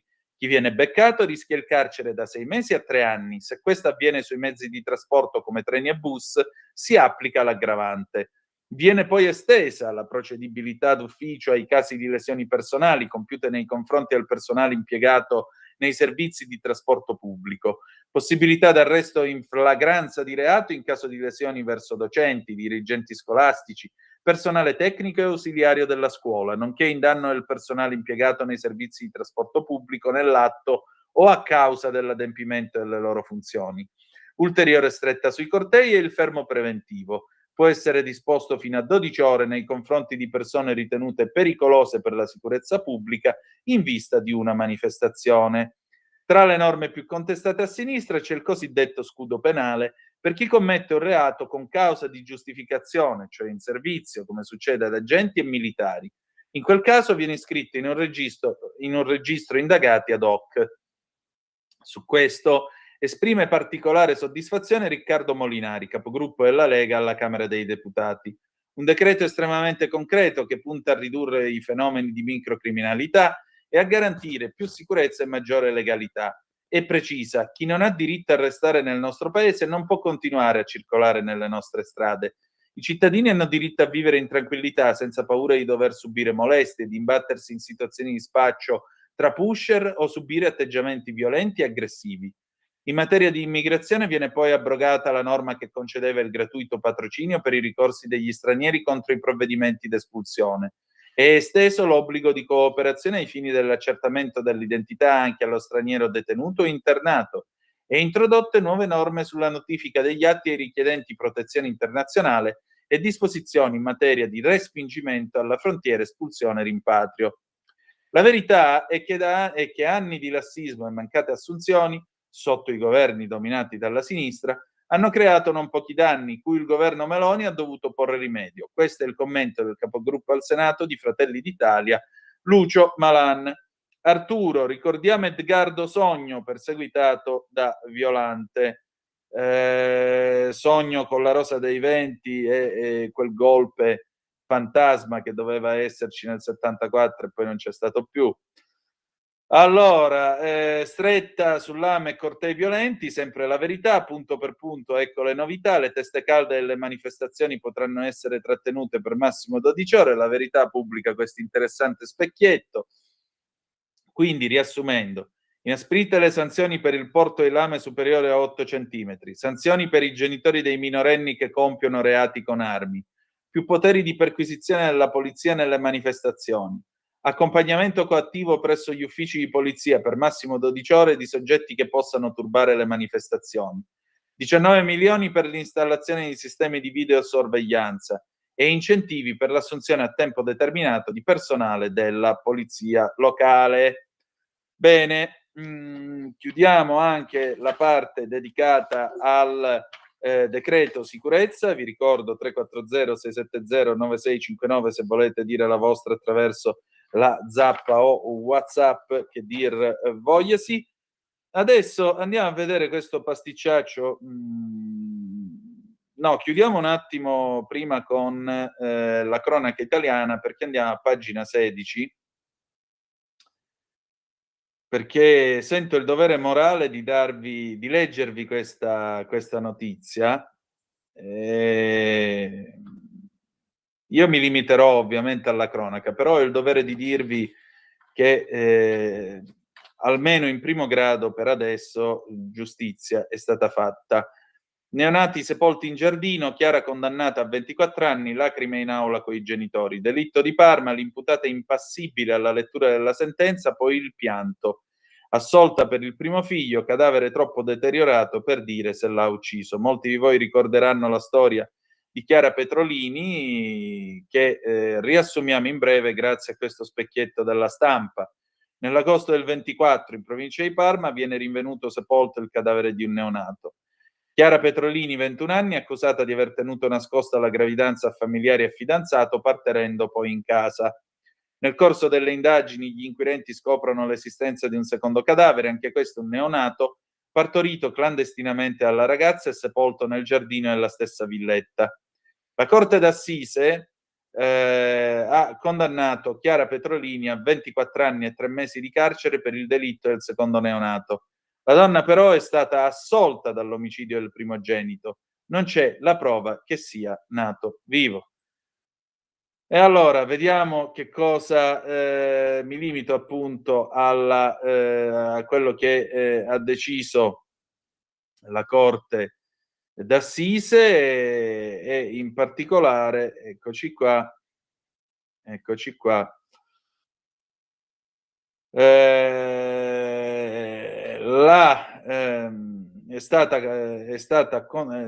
c'è una foto di Chiara che appare imperturbabile, occhiali neri, sguardo basso. C'è una quarta rappresentazione mai registrata su alcun supporto, è di ieri, è stata raccontata da chi c'era. È lei che piange e abbraccia la madre, ha appena saputo di essere stata condannata a 24 anni e 3 mesi, ovvero 700 giorni in più di quanto ha vissuto finora. Le è stato attribuito solamente l'omicidio, la premeditazione e l'occultamento del cadavere del secondogenito, perché i resti del primo figlio, nato a maggio del 23, erano troppo deteriorati per stabilire se fosse morto con cause naturali o meno. Ha avuto entrambi i bambini da Samuel Granelli, che ha scoperto della loro esistenza solo quando la notizia è esplosa nell'estate del 24 e con lui tutta la nazione ne è rimasta attonita. È un operaio di 23 anni. Ha registrato all'anagrafe il piccolo col nome di Angelo Federico, che poi gli ha fatto il funerale insieme al fratello maggiore che ha chiamato Domenico Matteo. Quella che era stata la sua ragazza aveva partorito il bimbo all'alba del 7 agosto. Per lei erano stati mesi di recitazione. Il fisico minuto che le permetteva di nascondere la gravidanza, una mente capace di proseguire gli studi, lavorare come babysitter, uscire la sera, avere rapporti mentre consumava sola col suo telefonino ricerche online come provocare un aborto e dopo quanto puzza un cadavere. Vabbè, basta così. Preferiamo tacere. Allora, vi abbiamo raccontato anche questo, vi abbiamo aggiornato anche su questo e adesso passiamo all'estero, in particolare la vendetta, la tremenda vendetta, sono le 9:15 e 25 secondi, di Trump nei confronti dell'Europa. Perché? Perché sempre la Stampa a pagina 2, Europa, la vendetta USA, Trump furioso con gli alleati per il no sull'Iran, via la Spagna dalla NATO, Hexet basta proteggerli gratis, una mail riapre anche il caso Falkland. Sentite un po' qua, il motivo della frustrazione americana risiede nella riluttanza o nel rifiuto manifestato dai paesi della NATO nel garantire il cosiddetto ABO, acronimo inglese che sta per accesso, stazionamento e diritto di sorvolo per la guerra in Iran. Secondo quanto sostiene una fonte interna, il rispetto dell'ABO è l'elemento base per la NATO. Due i bersagli dell'invettiva di Colby, Elbridge Colby, numero 3 del Pentagono. In particolare sono la Spagna e il Regno Unito, con tanto di conseguenze. Una delle opzioni prese in considerazione è la sospensione per i paesi che creano difficoltà da ruoli importanti e prestigiosi nella NATO. Si paventa anche la sospensione stessa della Spagna dalla NATO, una mossa che giuridicamente non è possibile. L'articolo 13 dell'alleanza infatti prevede che un paese possa notificare con un anno d'anticipo la sua volontà di uscire dalla NATO, ma nulla prevede l'espulsione. Il governo di Madrid è da tempo una spina nel fianco a Donald Trump. Il braccio di ferro è iniziato lo scorso anno quando il premier socialista Pedro Sánchez si è opposto all'aumento delle spese militari, 5% in relazione al PIL, sancito dal summit in Olanda di fine giugno. Trump ha pubblicamente criticato la Spagna e minacciato di imporre dazi ad hoc.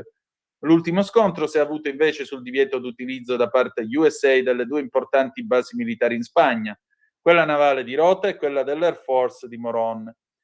L'email del Pentagono sottolinea che la sospensione della Spagna dall'alleanza avrebbe un effetto limitato sulle capacità operative americane, ma il significato politico è ampio. Non ci sono comunque specifiche o un piano su come i funzionari americani potrebbero dar luogo alla minaccia di sospensione, poiché un meccanismo nel trattato NATO non esiste. Sanchez ha liquidato l'indiscrezione con nonchalance. Noi non lavoriamo partendo dalle mail, operiamo seguendo i documenti ufficiali e le posizioni dei governi, in questo caso degli Stati Uniti. Nel mirino è finito anche il Regno Unito. Al paese guidato dal laburista Keir Starmer, Washington lancia l'avvertimento che potrebbe rivalutare il sostegno diplomatico ai possedimenti imperiali, come le isole Falkland al largo dell'Argentina, isole che gli argentini chiamano Malvinas e che nel 1982 sono state teatro di una guerra costata la vita a 650 argentini e 255 soldati di Sua Maestà. Questi prevalsero. Washington ha riconosciuto il possesso britannico e ieri Keir Starmer ha detto che la sovranità delle isole resta britannica. Anche con Starmer Trump ha alterato rapporti buoni e tempestosi, soprattutto negli ultimi mesi, quando, irritato per la mancata concessione delle basi della RAF per condurre i raid contro l'Iran, poi Londra ha cambiato idea. Ha dapprima detto di Starmer che quello non è Winston Churchill, poi ha definito giocattoli le portaerei britanniche. Il conflitto in Iran ha esacerbato gli animi. Dopo la chiusura dello stretto di Hormuz da parte dell'Iran e prima quindi del blocco navale USA, gli USA avevano chiesto l'intervento dei paesi europei della NATO. Trump aveva ribadito che era interesse dell'Europa mantenerlo aperto, visto che da quel collo di bottiglia marittimo passa gran parte del fabbisogno energetico del vecchio continente. I leader UE hanno resistito alle pressioni e agli insulti via truth del presidente USA, allineandosi attorno a una posizione comune. Siamo pronti a intervenire a conflitto concluso. E ora Donald ce la farà pagare. Molto probabilmente il presidente americano. C'è uno studio di questo come si chiama? Di questo gruppo, questo think tank di Washington che si chiama Cato Institute. Lo leggevo ieri, è stato pubblicato il 17 aprile. Qual è il problema? Il problema è che punire la NATO significa sostanzialmente spendere soldi, perché se chiudi delle basi comunque spendi soldi, se sposti le truppe e le rilochi in un altro paese spendi soldi. Quindi paradossalmente quello che costerebbe meno agli americani sarebbe uscire dalla NATO, né più e né meno. E a quel punto io mi chiedo davvero che cosa ne sarebbe di noi, perché francamente non so davvero con che cosa ci difenderemmo. C'è anche un altro fatto, signore e signori. Sapete da chi compriamo le armi noi? Dagli americani. Sapete con chi possiamo rimpiazzarli? Con gli americani, perché non abbiamo una filiera che è in grado di tenere il passo e non abbiamo una filiera che è in grado di fornire armi in quantità e in tempi brevi. Quindi grazie e auguri a tutti noi. Pier, las Malvinas sono argentinas. No, non sono argentinas, they are British, mio caro, non c'entra niente. Allora, andiamo a vedere adesso la BBC, perché si sono fatte le 9:21 minuti e 5 secondi. Vi ricordo 340 670 9659 per le vostre zappe o WhatsApp. Tra poco apriremo i telefoni. Vi ricordo che noi siamo in onda fino alle 10, quindi restate con noi anche dopo il Liberamente, perché abbiamo più spazio per le telefonate. A proposito delle Falkland, ecco qua, la BBC pubblica questo colloquio con un veterano della guerra del 1982, Simon Weston. Che cosa dice? Dice che lui spera che il re Carlo III possa convincere il presidente Trump a fare marcia indietro sui rumor di stampa che dicono che l'America potrebbe rivedere la sua posizione sull'appoggio al Regno Unito in quanto alla sovranità su questo territorio.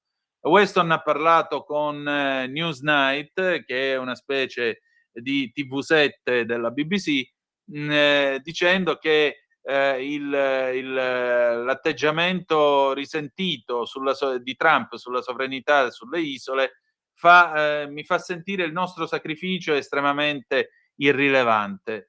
Come si è detta appunto, questa mail interna del Pentagono che è stata pubblicata dalla Reuters suggeriva che gli Stati Uniti stessero considerando alcune opzioni per punire gli alleati della NATO che, secondo Trump, non sono riusciti ad appoggiare la guerra americana contro l'Iran. La BBC precisa di non essere stata in grado di prendere visione di tale mail. Downing Street ha detto che la sovranità sulle isole Falkland resta al Regno Unito e che il diritto degli isolani all'autodeterminazione è intoccabile e sacro ed è di primaria importanza. Il report, che riguarda tra l'altro la posizione americana, è emersa 3 giorni prima della visita di Stato di Re Carlo e della regina Camilla negli Stati Uniti. Weston, questo veterano della guerra dell'82, spera che il re possa persuadere appunto Trump a fare marcia indietro e darsi una calmata sulle isole che sono sempre state sotto dominio britannico dal 1833.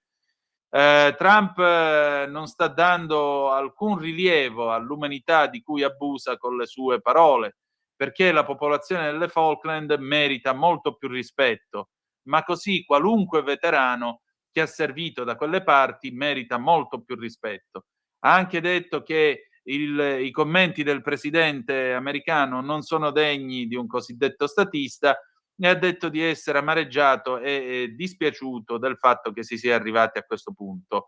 Lui era soldato nel battaglione dei Welsh Guardsmen nel 1982 tra Regno Unito e Argentina, la guerra appunto, e ha subito almeno il 50% di ustioni sul suo corpo durante il bombardamento della Sir Galahad. La Sir Galahad, che era una nave appoggio, una nave logistica del Regno Unito, che ha causato la più ampia perdita di vite britanniche durante la guerra. L'Argentina ha adesso dichiarato di voler riaprire i negoziati col Regno Unito sulle Falkland, qualcosa che il Regno Unito non è incline ad accettare. Il portavoce di Sir Keir Starmer ha detto venerdì che la sovranità resta nel Regno Unito e è intoccabile il diritto all'autodeterminazione degli abitanti dell'isola. Nel frattempo Downing Street ha notato che i residenti delle isole Falkland hanno votato in massa, in maniera schiacciante, a favore di restare un territorio britannico d'oltremare. Tutti, tranne 3 dei 1672 elettori dell'isola, avevano votato a favore del restare territorio britannico in un referendum del 2013, con un'affluenza che ha superato oltre il 90%. Sebbene la guerra durata 10 settimane, che è conclusasi con la resa delle forze argentine, Buenos Aires continua a rivendicare la sua sovranità sulle isole, che si trovano a circa 300 miglia nautiche, pari a 483 chilometri, a est nell'Atlantico meridionale. Per finire, il governo delle Falkland ha dichiarato ieri che le isole Falkland hanno piena fiducia nell'impegno fatto dal governo del Regno Unito di rispettare, mantenere e difendere il nostro diritto all'autodeterminazione. Un portavoce del Dipartimento di Stato americano, quotato dall'agenzia AFP, ha dichiarato che la posizione americana sulle isole rimane una di neutralità. Sappiamo che vi sono delle dichiarazioni confliggenti di sovranità tra Argentina e Regno Unito, ma il Regno Unito riconosce di fatto l'amministrazione britannica dell'arcipelago, pur non prendendo posizione sulle rivendicazioni di sovranità, signore e signori. Allora, che ora si è fatta? Le 9:26 minuti e 22 secondi. Chiudiamo con la guerra e apriamo il telefono già da ora allo 0292947222. Poi vi ricordo che dopo Liberamente continueremo la rassegna stampa, quindi restate con noi. Il ministro degli esteri Abbas Araki, il ministro degli esteri iraniano Abbas Araghchi, è in Pakistan, ma non ci sono piani per un incontro diretto tra Stati Uniti e Iran. Questo è quanto dice il portavoce del Ministero degli Esteri iraniano Esmail Baqei. La Casa Bianca dice che l'inviato speciale Steve Witkoff e il generissimo di Donald Trump, Jared Kushner, sono in viaggio verso il Pakistan per dei colloqui con l'Iran che si dovrebbero tenere oggi. Mentre invece il vicepresidente J.D. Vance è in attesa di parteciparvi. Venerdì, cioè ieri, Trump ha dichiarato che l'Iran stava presentando un'offerta e la vorremmo valutare, ma non ha detto ancora e ha detto di non sapere ancora di che cosa tratti tale offerta. Nel frattempo le forze armate israeliane ed Hezbollah hanno continuato a combattere e entrambe le parti si accusano di aver violato il cessate il fuoco che, come sapete, in questi giorni Trump ha esteso per altre 3 settimane. Ecco, questa è l'ultima notizia battuta alle 9:12 dalla BBC, precisamente il servizio in persiano, e segnatamente ieri abbiamo saputo dal presidente Donald Trump di un aggiornamento sui negoziati con l'Iran. Trump ha detto all'agenzia stampa Reuters che l'Iran sta per fare un'offerta e noi le daremo un'occhiata, ma non sa ancora di che cosa si tratti. Parlando in una telefonata, parlando al telefono con la Reuters, Trump ha dato pochi dettagli su con quali funzionari iraniani l'America starebbe negoziando, ma ha detto che il suo team sta negoziando con le persone che sono al potere adesso. Il presidente americano ha anche aggiunto che l'Iran vuole colloquiare ed esplorare un possibile accordo e che pianifica di fare un'offerta che dovrebbe soddisfare le richieste americane. Le 9:28 minuti e 45 secondi, il telefono è aperto allo 0292947222. Vi ripeto, dopo il Liberamente continueremo a raccogliere le vostre telefonate. Allora, vediamo un po'. Ecco, Laura ci manda una bella foto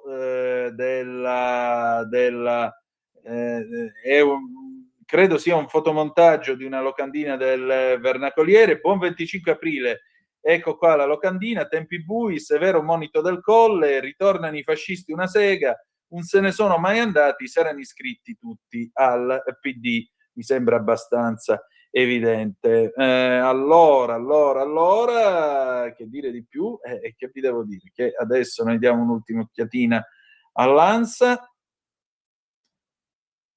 Media da Araghchi a Munir la risposta esaustiva dell'Iran alle proposte. Quindi evidentemente Araghchi ha parlato con i pakistani, ha detto loro qualcosa e sapremo nei prossimi minuti che cosa vogliono offrire nel caso agli americani. Vi ricordo che gli americani insistono su 2 punti. Fine del programma nucleare, fine del finanziamento agli utili idioti all'estero, Hamas, Hezbollah, tutta questa brutta gente qui, e in particolare la riapertura dello Stretto di Hormuz, che per diritto internazionale non può essere né bloccato né tantomeno sottoposto a pedaggio. 25 aprile Lanza, Mattarella all'altare della patria, rende omaggio ai caduti, con lui la premier Giorgia Meloni e i presidenti delle Camere. Ancora, verso 25 aprile, partigiano infame, bufera per i manifesti a Roma. Poi ancora, verso un nuovo round di colloqui USA-Iran a Islamabad, Teheran, niente incontri diretti. La vergogna svizzera, la Svizzera chiederà all'Italia il rimborso delle spese mediche, Meloni ignobile, lo respingeremo. E poi turismo, per il 25 aprile attese 4,7 milioni di presenze. Le 9:31, breve pausa per ascoltare liberamente il nostro direttore responsabile Giovanni Sallusti, poi torniamo con la rassegna stampa, telefono aperto allo 0292947222. A tra poco. Radio Libertà. In un mondo in cui i mezzi di informazione vanno verso una sola voce, una radio che di voci vuole averne tante.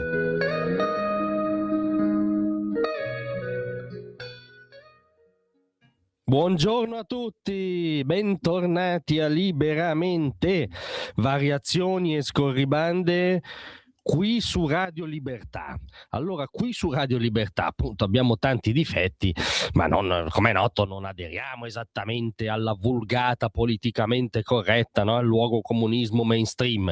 Quindi, se lo diciamo noi, potete crederci, si sta veramente esagerando. Cioè, girano in questi giorni, in prossimità del 25 aprile, la ricorrenza di domani, delle tesi veramente di un nostalgismo imbarazzante. Si girano nostalgie per il regime insopportabili, revisionismi storici indigeribili. Si sta esagerando, si sta veramente flirtando con quel vecchio vizio, no? Quella roba che Umberto Eco chiamava il fascismo eterno degli italiani. È inaccettabile e se lo diciamo noi potete crederci, e vi leggiamo uno degli interventi, dei discorsi più aberranti in cui ci è capitato di imbatterci, perché veramente si sta esagerando.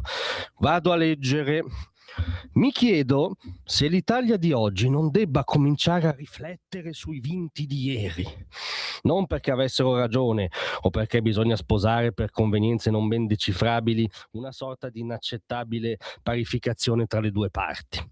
Bisogna sforzarsi di capire, senza revisionismi falsificanti, i motivi per i quali migliaia di ragazzi e soprattutto di ragazze, quando tutto era perduto, si schierarono dalla parte di Salò e non dalla parte dei diritti e della libertà. Questo sforzo, a distanza di mezzo secolo, aiuterebbe a cogliere la complessità del nostro paese, a costruire la liberazione come valore di tutti gli italiani, a determinare i confini di un sistema politico nel quale ci si riconosce per il semplice e fondamentale fatto di vivere in questo paese, di battersi per il suo futuro, di amarlo, di volerlo più prospero e più sereno. Dopo poi all'interno di quel sistema comunemente condiviso ci potranno essere tutte le legittime distinzioni e contrapposizioni. Capite che parole inaudite? Cioè, questo discorso ci invita a riflettere sui vinti, a sforzarsi di capire i ragazzi e le ragazze che fecero la scelta storicamente, tragicamente errata di combattere per la Repubblica di Salò, cioè insinuando che non fossero tutti dei mostri extraumani, ma ragazzi, adolescenti spesso che in buona fede fecero un errore clamoroso, ma insomma capire delle ragioni addirittura per costruire la liberazione come valore di tutti, comunemente condiviso. Insomma, sono delle tesi chiaramente di qualcuno che ha nostalgia del regime mussoliniano. Chi è questo? Sono frasi di Ignazio La Russa, in queste ore ovviamente su tutti i giornaloni, additato ovviamente come il nostalgico per eccellenza, seconda carica dello Stato. Sembrano parole di Ignazio La Russa, ma non lo sono. Non sono parole neanche di nessun leader che si è affacciato alla manifestazione dei patrioti, anche se ovviamente erano tutti dei biechi nostalgici fascisti. Sapete di chi sono queste parole? di Luciano Violante quando si insediò nella carica di presidente della Camera il 9 maggio 1996. Luciano Violante, un magistrato, una vita nella sinistra italiana, un esponente di spicco del PC, PDS, DS, un vecchio comunista con tutti i crismi, con una cultura robusta, con una profondità di lettura storica robusta, cioè non le ultime mezze calzette del wokismo nostrano. Ne citiamo una per tutti perché la vediamo oggi sui siti: Silvia Salis, questo nuovo prodotto del marketing wokista, no? Che qualcuno ci vuole davvero convincere sia una candidata credibile per Palazzo Chigi. Celebrare la resistenza è divisivo solo per chi celebra i morti di Salò. Te l'ha detto Luciano Violante 30 anni fa, che una pietas che si interroga sulle ragioni di chi sbagliò non è revisionismo, non è un'offesa alla Costituzione, anzi è proprio la cosa che bisogna fare per uscire da questa trappola ideologica e dal caravanserraglio che andrà in scena domani, che tutti già conosciamo, cioè bandiere rosse, bandiere palestinesi, ovviamente insulti al governo neofascista, tutto tranne le bandiere di chi liberò il nostro paese, cioè la bandiera a stelle e strisce e la Union Jack, no? Dovrebbero essere le prime, sono le uniche che non ci saranno. Assalto alla brigata ebraica che invece combatte effettivamente. Questo delirio andrà in scena, ma è una cosa, come dire, ormai a cui siamo abituati. La conclusione di questa pillola di stamattina è che coi canoni di oggi Luciano Violante sarebbe giudicato un pericoloso nostalgico con tendenze neofasciste. Capite a che livello è arrivata l'isteria ideologica della nostra contemporaneità? Probabilmente al punto di non ritorno. Ehi tu, non trovi più il segnale di Radio Libertà sulla tua radio DAB? Non disperarti, risintonizza! Sì, ma come? È facile, tasto menu, poi scegli il tasto corrispondente alla ricerca automatica dei canali, attendi qualche minuto e tutte le stazioni DAB della tua zona saranno disponibili.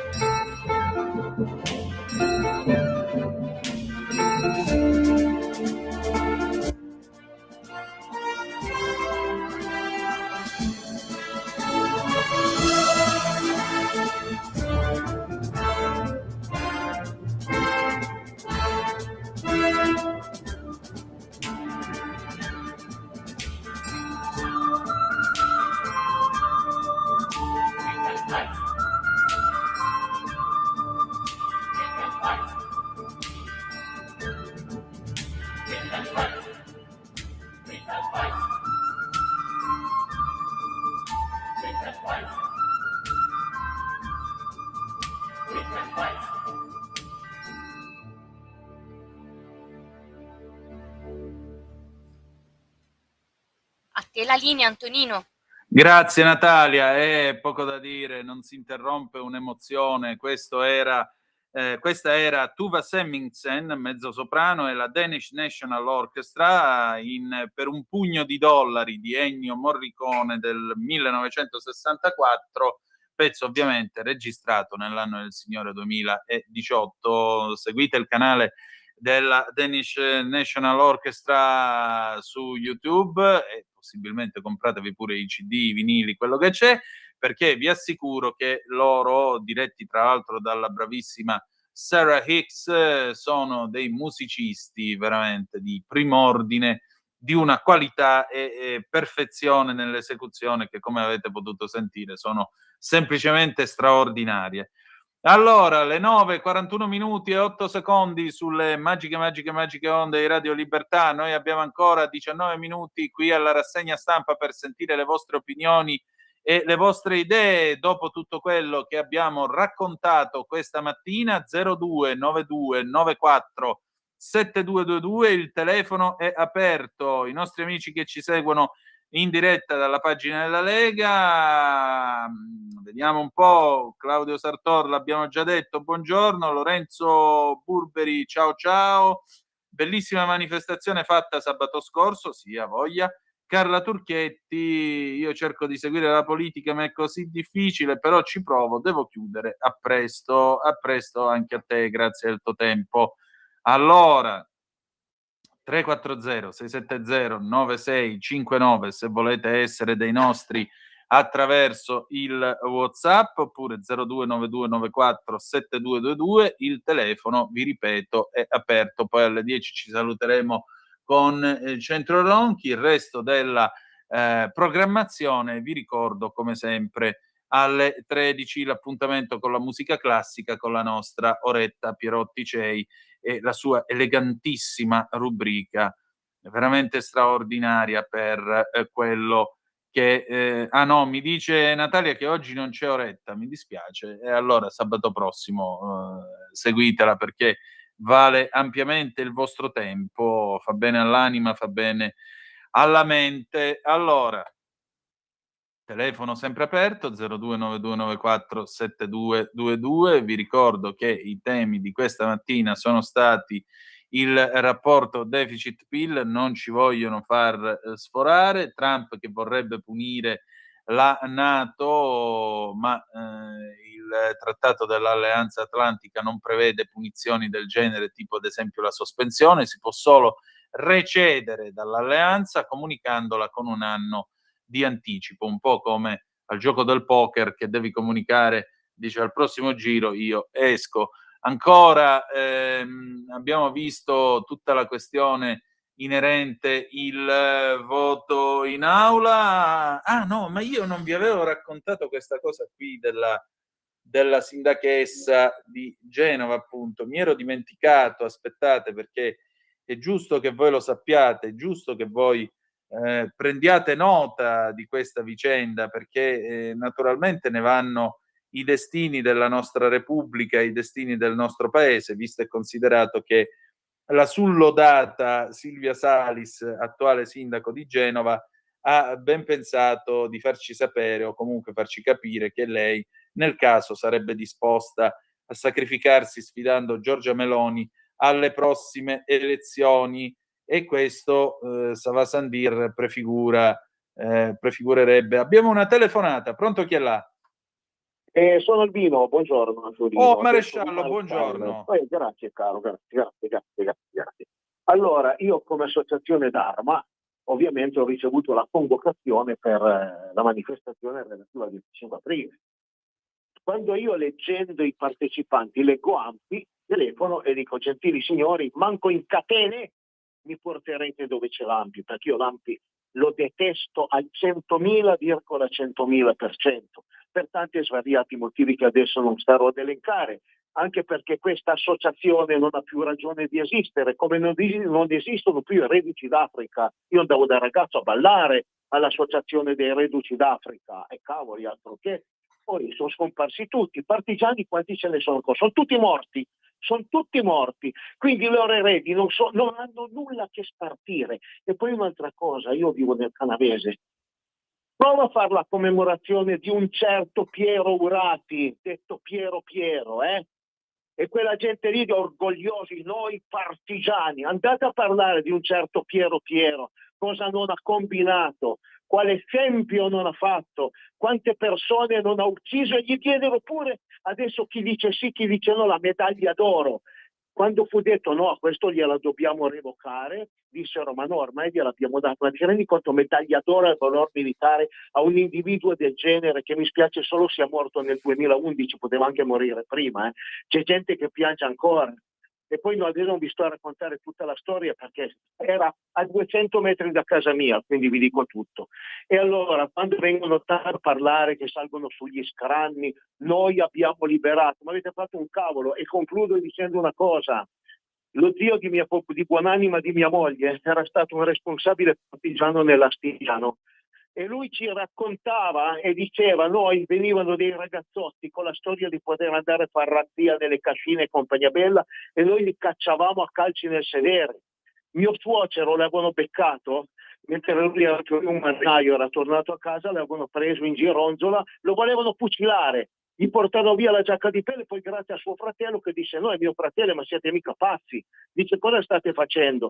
Ne hanno fatte di cotte e di crude, quindi bastava solamente, ormai quelle memorie storiche sono tutte morte, però ascoltare determinati racconti, non solamente per la carità. C'è gente che ad un certo punto ha combattuto valorosamente, io mi tolgo il cappello di fronte a certe persone, ma di fronte a certi lerci individui gli sputo in faccia anche se sono morti. Vi saluto, state bene, non vi dico buon 25 aprile perché mi fa già venire il bruciore di stomaco e già mi sto incazzando, chiedo scusa. Ti saluto Antonio, ciao. Grazie ancora.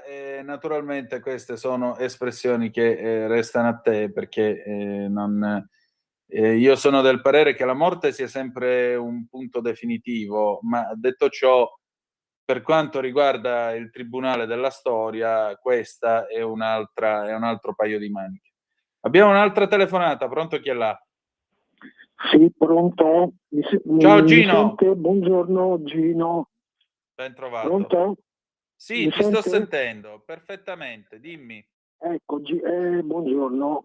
Sì, oggi è il 25 aprile e io credo che sia giusto ricordarlo perché ha rappresentato la nostra libertà, la libertà di tutti, con il massimo rispetto per tutti, anche per quelli che hanno combattuto nella parte avversa.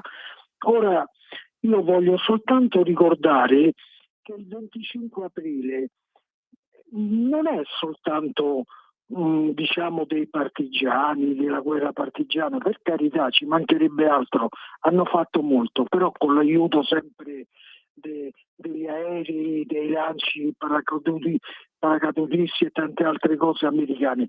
Vorrei ricordare però che anche il nostro esercito si è ricostituito dopo l'8 settembre, è rinato a Bari con i primi raggruppamenti, tra cui un reggimento bersaglieri e uno del 76esimo Fanteria, che hanno combattuto a Montelungo insieme ai soldati polacchi, e da lì si è ricostruito in raggruppamenti motorizzati che hanno risalito la penisola.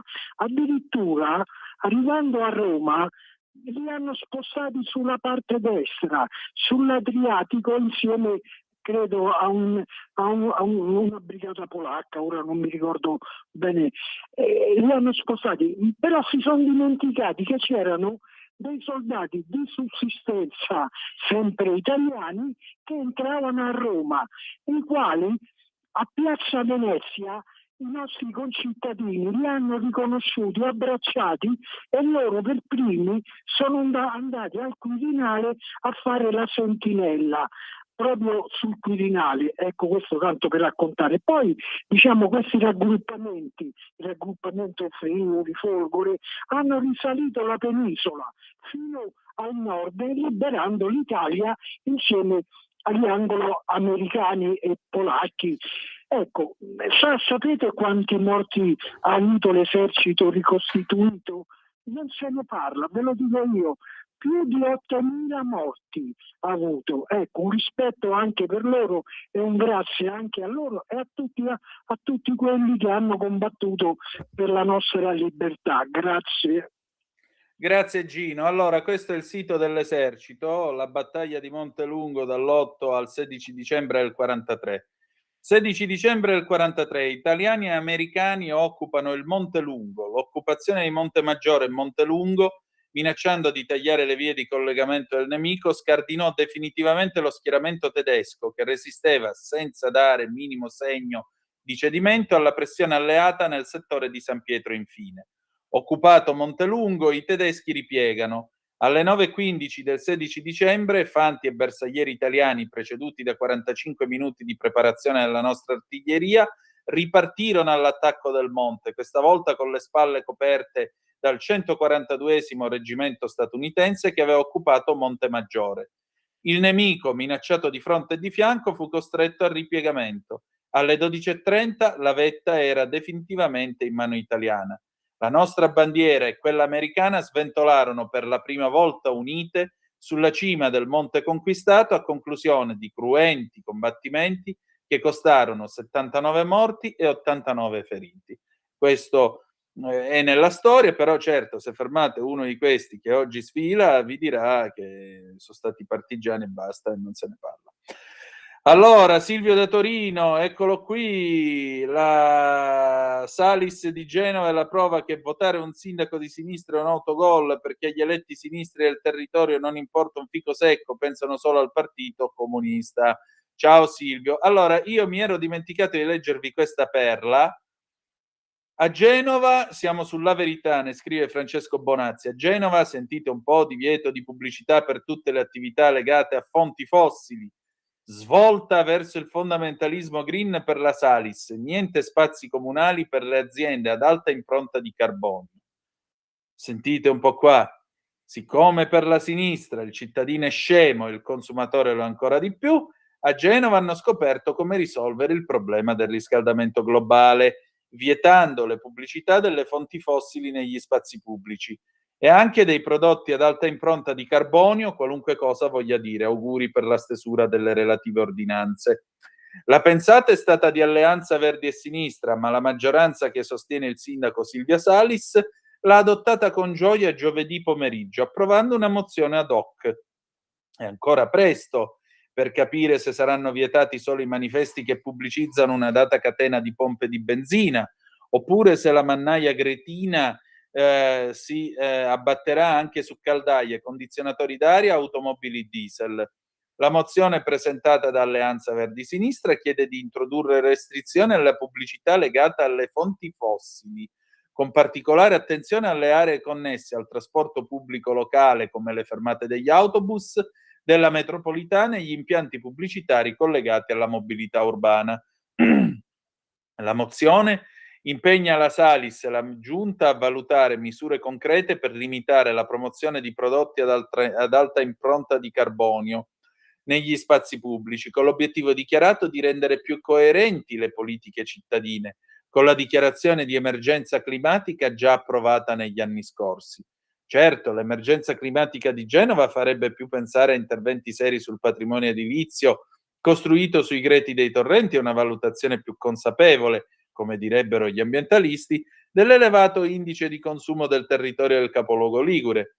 Ma non sono cose che si possano chiedere a una turbo renziana come la Salis, in rampa di lancio verso la leadership nazionale del centrosinistra. Molto più semplice imbracciare la consueta artiglieria cancel, vietando tutto il vietabile, parole comprese. Immaginare che i cittadini siano un branco di beoti che fa e compra tutto quello che dice la pubblicità, far finta di ignorare che se si vuole spingere un consumo ci sono 1000 sistemi per farlo, sui media e sui social, come insegna il gioco d'azzardo. Stupisce poi che un partito come AVS, dove l'impronta post-marxista e o libertaria dovrebbe essere ancora forte, che si mette a vietare cartelloni anziché condurre le proprie battaglie attraverso il libero appello al boicottaggio delle filiere economiche che giudica sbagliate.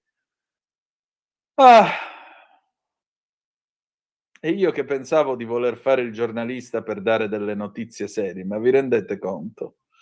Arrivato a 46 anni, vedete, io quando leggo questa roba poi vado in crisi perché mi dico, ma io ho speso 24 anni della mia vita per arrivare a leggere un giorno che a Genova non metteranno le pubblicità delle auto diesel perché sennò vi viene la tentazione e poi diventate ciechi.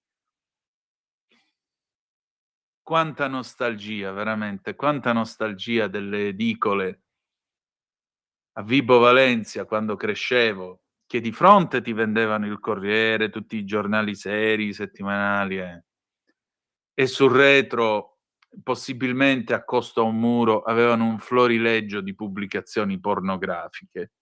Ecco, io veramente trovo un provvedimento del genere, cioè le riviste porno sul retro dell'edicola avevano molta più dignità di un provvedimento del genere. Perdonate, ma veramente, cioè, che senso ha? Che senso ha una cosa del genere? Che senso ha? Che senso ha? Ma poi non l'ho capito, vietiamo i cartelloni e il deposito petrolifero che c'è a Multedo, il terminal dove attraccano le petroliere, lì che facciamo? Lo radiamo al suolo perché sennò la gente passa, vede i serbatoi e si eccita e dice che voglia di fare il pieno alla Vespa, dai, fammi 10 litri di benzina. Questo? Cioè, ma vi state rendendo conto? Sì. Ma vi rendete conto che io devo stare qua a quest'ora a raccontarvi una roba del genere? Quando ci sono problemi nel mondo veramente drammatici, veramente impellenti. Vabbè. E questi si candidano a guidare l'Italia, signori, attenzione. Questa è gente che vuole governare questo paese. Vedete un po' voi. Quando chiamate, non funziona niente, il governo aveva promesso, il governo... Sì, certo, il governo ha fatto quello che poteva e su questo sarà ampiamente giudicato. Però prendete nota che qualora sceglieste altro, potreste ritrovarvi roba di questo genere. Questi sono quelli che velarono le statue nei musei capitolini perché sennò il presidente iraniano, poverino, se ne aveva a male perché il nudo era peccato. E ora è peccato anche parlare di benzina. Scusate, ma allora le pompe di benzina che fuori espongono il cartellone con i prezzi cosa dovrebbero fare? Cosa dovrebbero fare? Dovrebbero essere coperte col burka. Mettiamo il burka alle pompe di benzina, mettiamo il burka alle aree di servizio. Quando passiamo dalla davanti pudicamente giriamo lo sguardo dall'altro lato, copriamo gli occhi ai bambini, gli diciamo non guardare, non prendere esempio. Ma vi state rendendo conto? Questo nel primo mondo, signori, nel primo mondo, no chissà dove, gente che vive di queste utopie, veramente, che Dio abbia pietà delle nostre anime, ne abbiamo proprio bisogno. Va bene, le 9:58 minuti e 30 secondi, il telefono è ancora aperto al 340-670-9659, se avete ancora da scrivere, o meglio, no, calma, 340-670-9659, se volete scrivermi una zap o WhatsApp, oppure se volete telefonare 0292947222, altrimenti essendo già le 9:58 minuti e quasi 57 secondi, no, le 9:59, ecco qua, io direi che possiamo tirare i remi in barca, chiudere la nostra puntata di oggi. Vi ringrazio per avermi seguito, saluto Pier Vittorio, il grandissimo, saluto anche Matteo che oggi si riposa e poi li ritroverete ovviamente la prossima settimana, il prossimo sabato, sempre qui alle 8 del mattino sulle magiche onde di Radio Libertà. Con me ci si ritrova lunedì alle 18:15 trattabili per la puntata numero 1182 di Zoom. Grazie per essere stati con noi, grazie Natalia, buon 25 aprile a tutti e ricordate che malgrado tutto, the best is yet to come, il meglio deve ancora venire. Vi ha parlato Antonino Danna, buona giornata e adesso Centro Ronchi.